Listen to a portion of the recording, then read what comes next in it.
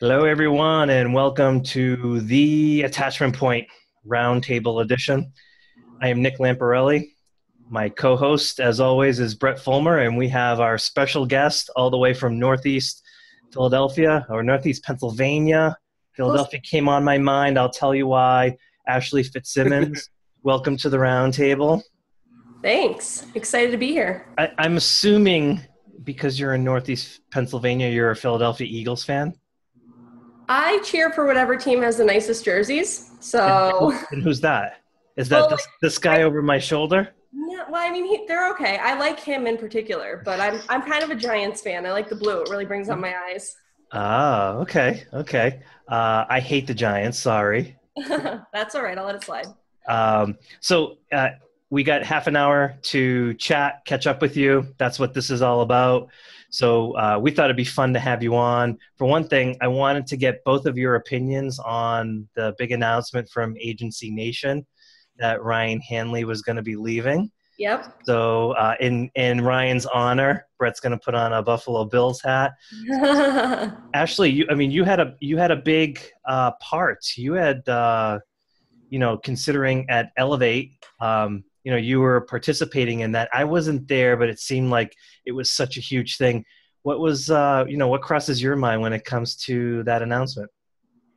I did a little thing on Instagram the other day. For as much as I hate video, I recorded myself just telling Ryan that no matter where he goes, whether it's Agency Nation, Bold Penguin, or if he wanted to work at Chuck E. Cheese, that we would all follow him there, because it's not about necessarily the product with him. It's just his enthusiasm in general about anything that he gets involved in, anything that he does. So, no matter where he goes, he's going to do great things. I think we're all very fortunate that he's still staying in the insurance industry, and that we can still all have those connections. But the reason that so many of us are connected, so many people are friends with each other, I think I probably met Brett somehow indirectly through Ryan or somebody was following. It's just crazy how all these connections came through. So, he's to not blame, but thank for all of those things for happening. So I think wherever he goes, he'll do great things. Yeah, I agree. Brett? Yeah, actually, told the story a few times. People are usually surprised that I'm kind of in the weeds in insurance as much as I am for only being around for a year and a half. But a lot of that was listening to the Agency Nation backlog in the morning. I was scared in an office job, so I'd go for a walk or a 2-mile little jog in the morning, listen to old podcasts, and really laid the groundwork for, having what I think is an okay perspective on the industry, and definitely always learning. But he, got me started in this game in terms of knowledge and thought. So we'll keep going forward with it. Yeah, I don't know if you guys follow Gary Vee at all. He, the first time I saw him, he's very striking in his enthusiasm, Ashley. Yeah. It's quite obvious. He's like the Gary Vee of insurance. There's just want to hear him talk. It's enjoyable. It's inspiring. Plus, he's got insights. That's always helpful as well. So I agree. I almost feel like insurance is a smaller field for him to play on. He needed to kind of get out there. I always kind of thought of him as like a motivational speaker kind of guy, He has to Taylor Swift it. He's leaving country music. He's going mainstream. That's funny. Speaking of videos, I wanted to tease Ashley a little bit because I know that you announced that you were going to start cataloging, documenting, doing the video thing. You did one on Instagram for this announcement, as you talked about. So I too want to do video. So let's talk about what we talked about before we started recording, which is, why haven't we done it yet? I think I was going over this with Brett. There's a lot to do in our agency. And when it's something that's going to benefit me in the agency, like Google Forms, which Brett introduced me to, or I just started doing e-signatures. I've been doing those things in the agency. And since I don't really want to do video, I've kind of just been putting that on the back burner, because it's one of those things I don't really have to do it right now because all this other stuff is working for me. So that's my excuse, is that I'm just too busy, and I'm going to keep going with that one. But really, it's just because I'm nervous. I don't know what to talk about. I talk more towards agents than I do my clients, so I don't see how it's going to benefit me from the client perspective. So I don't know what to talk about. Brett, what should you talk about? Going back to Gary Vee, he talks about documenting versus creating. So just the problems you run into as an agent. I see what you're saying in terms of marketing and building up your Rolodex.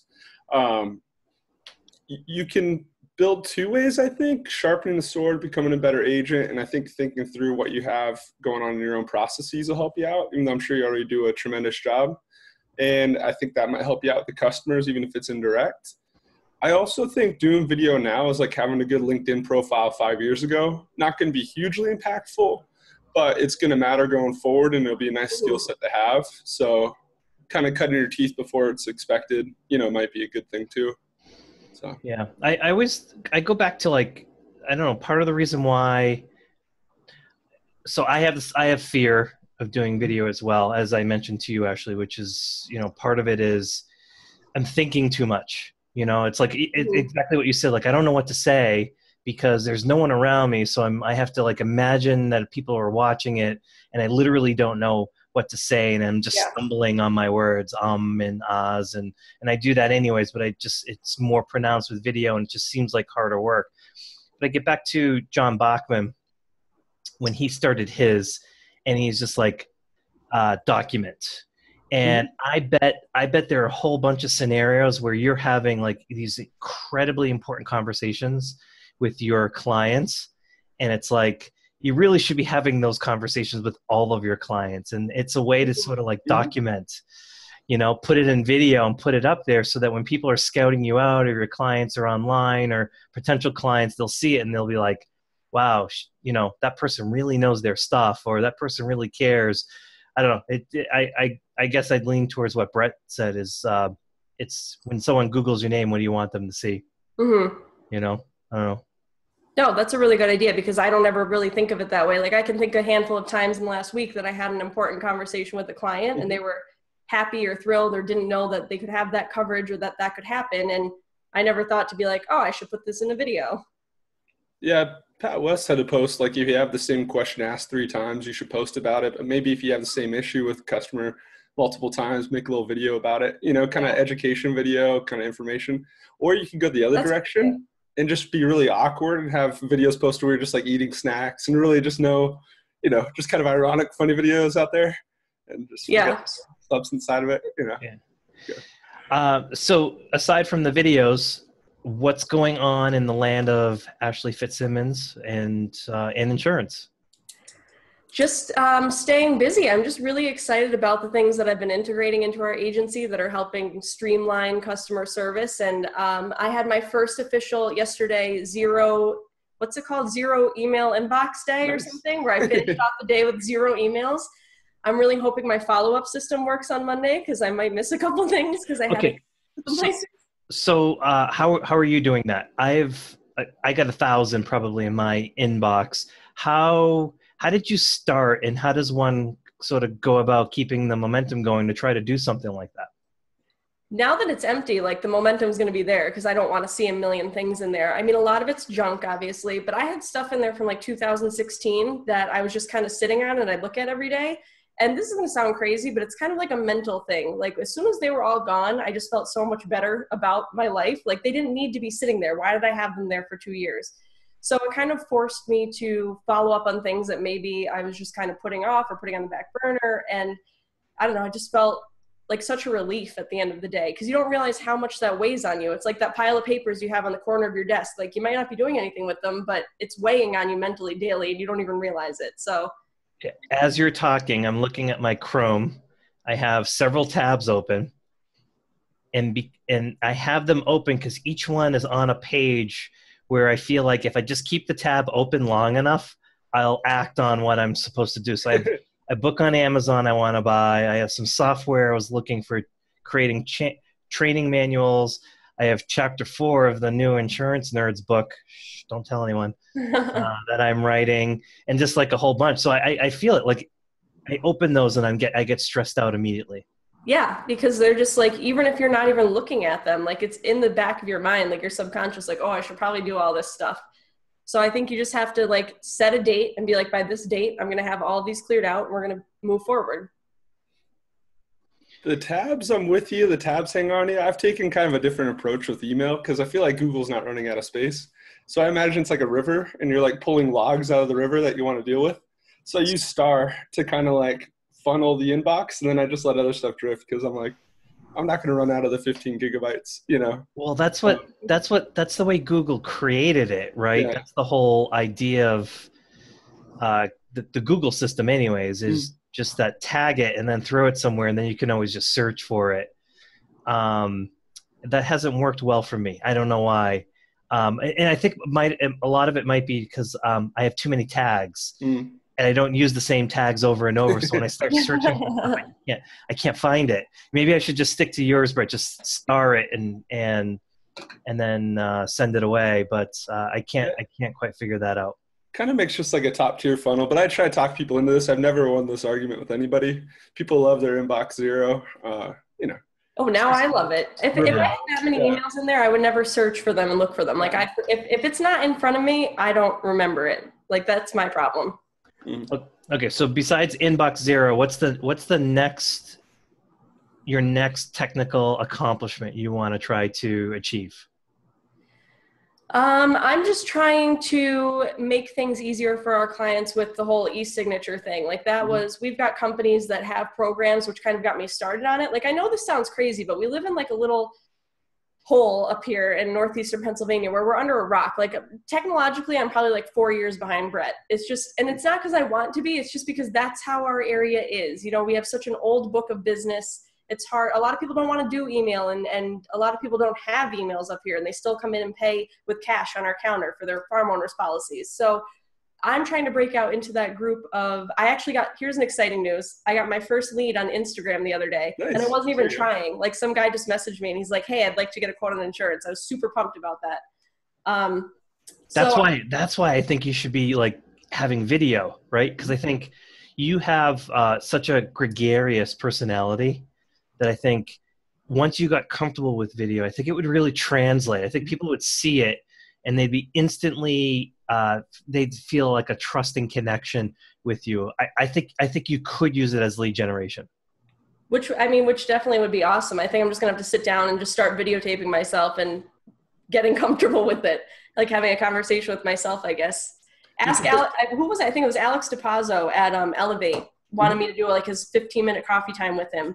I'm like, all right, fine. But as soon as you hit that button to record, I'm going to be awkward, Ashley. Like just mentally prepare yourself for that. It's going to be on. He's like, no, you're fine. Like we talk all the time. I'm like, all right, go ahead. As soon as he hit that button, I go to awkward mode. I like freeze and then don't know what to do. So he said I was fine, but I think he was lying. I think you'll be fine. There's on LinkedIn, there are a couple of women that are in marketing fields that do coffee with something. And I follow them and probably for the first few were awkward. I guess my advice would be like when we started doing our podcasts, a year and a half ago, you just have to assume the first few are going to be junk until you get comfortable with it and just accept it. Like celebrate it. Celebrate, as Brett said, make them awkward. You might as well, pull out a pastrami sandwich and just start eating while you're recording because they're going to be bad. You just, you can't help it. But I think things like that, like coffee with or combining forces with someone else would be probably a perfect idea to kind of settle you down. Yeah. Yeah, I think you could do that, kind of put your friends on the spot a little bit to get going, just interview people to kind of help with some of the early substance. Yeah. But also, we know how to blast messages out, and then we know how to sit on them too. If you don't love the first one, just maybe you post it once on LinkedIn and you don't tweet about it. You know what I mean? Maybe just leave it kind of in the back catalog. Yeah. And then if you're loving them more, you can put them out there more, recycle them a little bit. But I think you should interview your dad. Yeah. Listen, he would be so fun to have on there. Jimmy, we call him Jimmy No Tech. He doesn't like technology. He doesn't have a cell phone. He attached something in our agency management the other day. He attached like an email, and I was really excited for him. He's trying. You could do a whole video series of you following him around as he attacks technology. Right? It's like a real life blooper session. That would be so much fun. That would be really good, actually. That'd be awesome. It'd be funny just to kind of go the counter side too. You could let him argue for the relationships, for the handshakes, for, not staring at your phone all day. Yeah. You can kind of let him be a counter influence. You can interview him, your uncle a little bit, Yeah, no, that'd be really good. I mean, that's what he excels at, is definitely the like face-to-face handshake kind of part of the business with our older clientele that want to see him when they come in the office. So that'd be a good one. You could start by documenting the history of the Fitzsimmons insurance agency. Like interviewing him. I was watching. I'm a big fan of Rush, as probably a lot of people that are watching this know, and I get the documentaries, and the band's kind of ending now. They're getting at that age, and it's great, like, to watch the documentary, the history of the Fitzsimmons insurance agency. It's like, that should be documented. That's that would important. Be pretty cool. Yeah. That could be like the build up to the series. You could do like the history for the first 4 or 5, gives you something to talk about, and then you can roll into your day to day. I like that. You guys are just throwing all these great ideas my way. Like, what's going on in your lives? I feel bad. I just took away for all these great ideas. Brett, what's going on? Besides trying to stir the pot with Nick today, I was saying we're getting along too well. I had to do something to mix it up. I've been kicking it around for a little while, and I'm going to end up jumping, on board with our buddy Emerson, who I met through, the Insurance Nerds podcast. He's got Yep Insurance out of Colorado. He's been focused on flood for years, which I think is a tremendous market. Definitely sad when people don't have the proper coverages in place. I get to work with Nick because he has his MGA set up, so he can't go direct, and it's a buddy of ours, so we can tag team flood together and just, help people get the right policies in place. And then, Emerson's just a very clever dude. He's got some really cool products that he's able to help agencies with. Everyone works remote, multi-state, kind of guy I think would be really cool to learn from. And so I'm excited. We're going to kind of slowly start rolling the ball out next week and, get licenses in order, all that good stuff. That is exciting. Thank you. Yeah. I've been it's been fun, keeping in touch with you and watching I feel like I live vicariously through you with all of the things that you do. Insurance Central, accidentally drifting away, being like, no, I want to come back. Exactly. But I like it. I envy the fact that you can kind of go and do, I know the grass is always greener, but you can kind of go and do what you want to do. And you have you have all the choices that you want.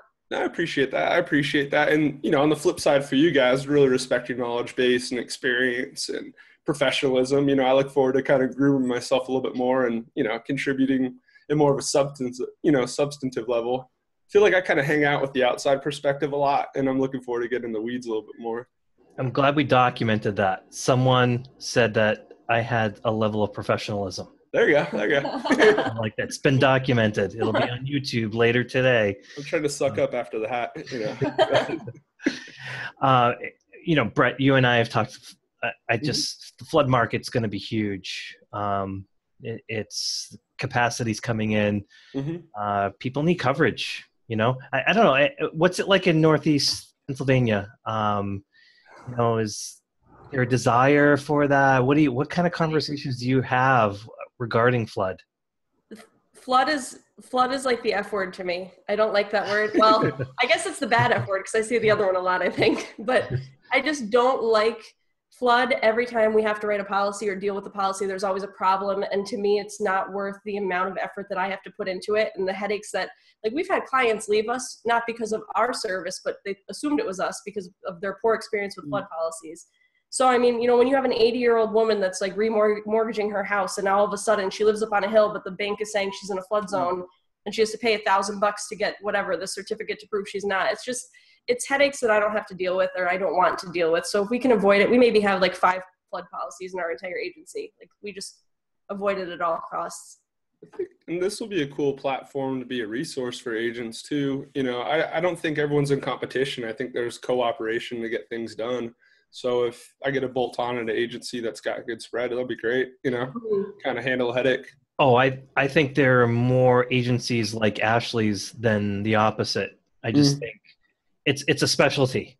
It requires a special knowledge. So to me, an agency that can say, we have this other agency that can handle all of our flood stuff, or you have second homes in Florida, we have an agency that can handle that, to me, that's part of it.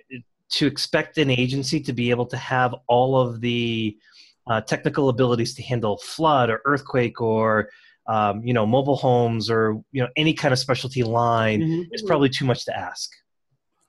Yeah, I mean, and that's the nice thing about, all of the connections that I've made is like my neighbor texted me and said, "Hey Fitz, I'm going to college out in, I forget where he's going, Notre Dame. Do you know anybody out there?" And within 5 minutes, I knew Julie Brindle is out there and she can help him out, or my friend's moving to Maryland and I know people down there. So it's nice being able, that helps build your relationship, because that person might be moving away, but then they're going to move back home after college, or they're going to move back home with their family. And then you get them back again because of how well you treated them. And, you didn't just say, "Here, call the 1-800 number." So it would be nice that if somebody came to me with flood, I didn't potentially lose that entire account because I said, "Oh, I can't handle that one portion." Or maybe not that I can't, I just maybe don't feel comfortable handling it because I don't have the knowledge base because I don't deal with it on a daily basis. Yeah, you want to put your name on it. Yeah, you want to feel good about the work you're doing, especially in this industry. Right. If you're going to do it well, Exactly. Yeah. So, Brett, what's going on with the wildfires? It's pretty intense. I was trying to look up a map of the actual area that it's at right now, because last I really was able to dive into it 24 hours ago. They're trying to get it from running down a hill basically into a neighboring county, into Corona. I was out maybe jogging on Tuesday and I just saw the plume kind of start building up over in the corner. So no, that was Monday. It was Monday I saw it kind of going. It's definitely had that kind of orange glow. I could tell there's some ash on the chairs in the back of the house. My wife's not letting me run. She said it's not good for you in this month. It's a bummer. And I know that they're right on top of some houses. I don't know if it's ate any houses yet, but I know it's kind of right there. And it's just our second, it's just happening every other year right now, which is a bummer. So it's kind of weird that it's somewhat business as usual. Shouldn't be that way. Luckily, I don't think too many homes last time got affected. So it started out with arson too. It was a neighbor mad at a neighbor in kind of this crazy remote canyon area. Yeah. That was when I lived in California. That was the funny thing, was people would tell me that's how they usually start. That the Santa Ana winds would kick up, it'd get really dry, and people would go up into the mountains and purposely set fires. Yeah, it's always weird. Like, that's crazy, but that's what they do. It's almost like fun for them to do that. But I didn't know how close it was getting into Orange County until on Facebook I noticed some of my old friends from Irvine were marking themselves safe. Okay. I'm like, wow, is it that close? So I get online. It's like, that's not too far away from where I used to live. Yeah, Yorba Linda's getting, I see, Yorba Linda, Anaheim Hills, in the kind of horizon of the pictures, you'll see kind of flames and stuff. So yeah. But like you said, though, too, on the flip, Nick and I were talking about this. The media kind of makes you feel like fire's everywhere. Everything's flooding. These earthquakes are always happening. But, the fire department's pretty good. They're usually in these, even though they're big, they're in these kind of isolated areas. It's terrible. And it's also not as scary as it kind of seems like, fire watch at 11, It's one of my biggest issues with how the media handles stuff is because they need news. So everything seems like there are more fires, more floods, more hurricanes, when in fact there's not. We're just more attuned. We're tuned into it more. Like, for example, there are definitively, you can see it on a chart, much fewer tornadoes over the last few years. Like, it's dropped off, like it's cratered down. That's how much it's dropped off. But every time there's a tornado, it's just like, oh my God, there's another tornado. The news is just so aggressive and how they report it. They scare the bejesus out of everybody. And then there's a Jason Statham movie about him fighting the tornadoes after he fights the giant shark, The Rock, San Andreas. Yes. Wait, can we just talk for half a second about how people actually sat around at a table at one point and said, I think it's going to be a really great idea to make a movie about tornadoes and sharks together. Like, somebody actually thought that would be a good idea. Sharknado. Yeah. No, that's... Why can't I think of something like that? Like, they made money on that. Yep.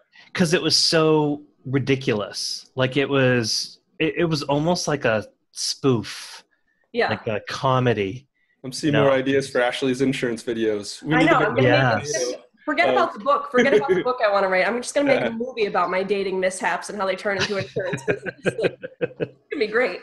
You should make a video log of both. You could do the day job and the night. So there'll be two different sort of ways that it posts, but it's like the full person, It's like, exactly. Yeah. It could be like split screen. It could be like, this is insurance advice. Yeah. You should set your deductible, blah, blah, blah, blah, blah. And then split screen over the other side. It's like, okay, so when you show up at a restaurant and the guy's wearing this, that's a bad sign. And, you know, whatever. Before we leave, Ashley, could you give us like one funny story on one of your dating mishaps? Oh man, I can't even like, a lot of the stories actually come from like the messages that I get on the dating app. Like if you actually get to the point where I go out a physical date with you, you might probably be a little bit normal at least. So I don't know, just honestly, I think that my Instagram lead the other day might have been somebody I had connected with on a dating app and I haven't put two and two together yet. So, if I buy insurance from her, I can go on a date with her. I know, but I'm not positive yet. But no, I'm up to about I think I'm up to like 13 accounts now that I've written. 13 people, like over 20 accounts that I've written from these dating apps, which I think is hilarious because when you realize that you're not connecting on that emotional level with them, I immediately go into like underwriter mode. So I'm like, oh, do you like rent a home or do you own a home? And then do you have dogs or trampolines? Like what kind of dog do you have? So. That is awesome. That's gamesmanship. Dating apps as lead generation. Yeah, swiping my way to success. That's going to be the name of my book. I like it. I like that. Yeah. Was it doing deals in heels and swiping your way to success? Yeah. I love that. That's awesome. Okay. Well, this was fun. As I promised, 30 minutes. It's about all we can handle, or all the viewer can handle, I think. So anyways, Ashley, thanks for joining us on the round table. Next time we do this, we're going to do a screen share, and you're going to share one of your videos. That's okay. Deal. I'm going to make you do it. Fine. You have to be on me because I'll forget. We'll be on you. We'll be on you. Subtle internet pressure. We'll get the mob. We'll get the mob jumping all over you. Gonna tag that 5 a.m. club, and then they'll go for it. Yeah. Yes, absolutely. So, Brett, thanks for co-hosting again. Absolutely. Ashley, thanks for coming on. Thanks for being a good sport. Enjoy the rest of your day. Thank you. Okay, guys. Later. To everyone else, see you later.